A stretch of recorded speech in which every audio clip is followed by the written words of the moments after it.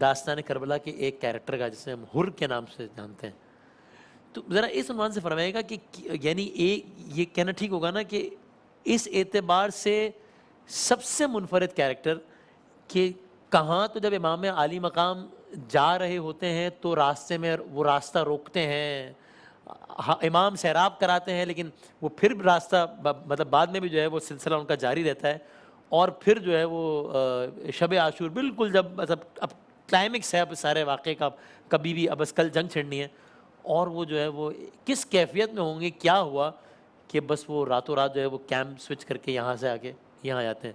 یہ اس کربلا کے اس شہید سے متعلق آپ بتائیے گا ہمیں.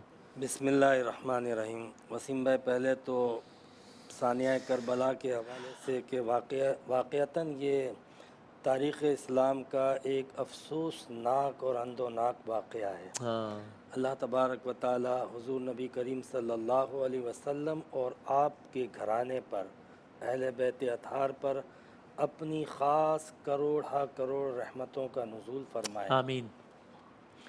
حر کے حوالے سے جو آپ نے ذکر کیا، واقعتاً یہ مطلب ایک ٹرننگ پوائنٹ تھا جو ہر ایک کو، خاص طور پہ اگر کوئی غلطی پر ہوتا ہے تو اسے اللہ تعالیٰ یہ موقع ضرور دیتا ہے.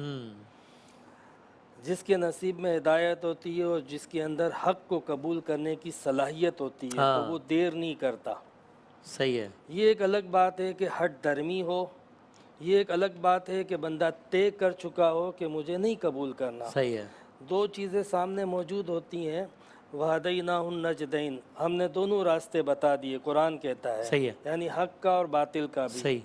فَأَلْهَمَهَا فُجُورَهَا وَتَقْوَاهَا، ہم نے اس کو فجور بھی بتا دیا، تقویٰ بھی بتا دیا. اب بندے کی چوائس ہوتی ہے کہ وہ کس کو سلیکٹ کرتا ہے. ایسا نہیں ہے کہ کسی کو حق ملا تو اس کے پاس باطل کی چوائس نہیں تھی، اور کسی کو باطل ملا تو حق کی چوائس نہیں تھی. صحیح ہے.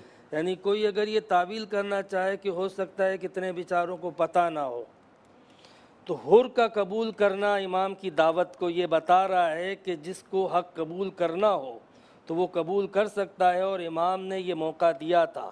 اور اس وقت یہ حالات ضرور تھے کہ کوئی حق کو جاننا چاہے، امام کے مرتبے کو جاننا چاہے، ان حالات اور اس کیفیت کو سمجھنا چاہے تو وہ سمجھ سکتا تھا، اور سمجھنے والوں نے سمجھی اور اس کو قبول کیا. تو حر کا قبول کرنا جو ہے وہ اس بات کی طرف اشارہ ہے کہ جسے اللہ تبارک و تعالی ہدایت دینا چاہے اسے کوئی گمراہ نہیں کر سکتا. تو حر کے نصیب میں ہدایت تھی، اس نے ہدایت کو قبول کیا. اور یہ بڑی ایک جرت کی بات بھی ہے نا اس کے لیے، بڑی کہ بھائی ٹھیک ہے، مطلب امام کی دعوت کو قبول کرنے کا کلیئر یہ مطلب تھا کہ اب دنیاوی نعمتیں، دنیاوی منفعتیں، اب مشکلات ہیں، فوائد، یہ سب ترک ہو جائیں گے. اور کس حد تک مشکلات ہے، وہ حر کو جتنا پتا تھا وہ باقیوں کو شاید اتنا نہ پتا ہو، کیونکہ وہ اس پوری طاقت، قوت اور باطل کے تمام ارادوں سے واقف تھا. تو اس نے اس وقت یہ فیصلہ کیا. اور یہ دیکھیں اہل حق کی دلیل بھی یہی ہوتی ہے کہ بندہ اگرچہ کہ اہل حق بظاہر دیکھنے میں کم نظر آ رہا ہو، لیکن اپنی قوت استدلال سے اتنا مضبوط ہوتا ہے کہ بندہ بڑے لشکر کو چھوڑ کر اس لشکر میں شامل ہو جاتا ہے. کیا کہنا، سبحان اللہ.